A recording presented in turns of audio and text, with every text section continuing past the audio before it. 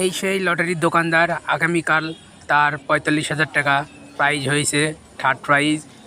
এবং আজকে সকালবেলা অনেকগুলো প্রাইজ হয়েছে। আপনারা দেখতেই পাচ্ছেন, এই দোকানে আসবেন, টিকিট কাটবেন।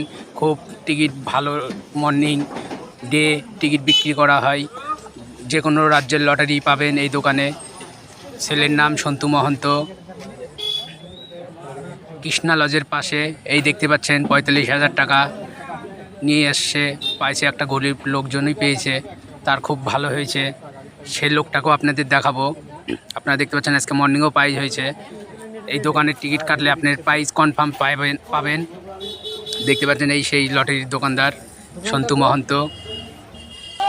যে কোনো রাজ্যের লটারি কাটলে কৃষ্ণ লজের সামনে চলে আসবেন। এই সেই ব্যক্তিটা, তিনি পেয়েছে ৪৫,০০০ টাকা। সে আজকেও মর্নিংয়ে পেয়েছে ৬০০ টাকা। তিনি সবজি বিক্রি করে খান, তার ৪৫,০০০ টাকা পেয়ে অনেক উপকার হয়েছে।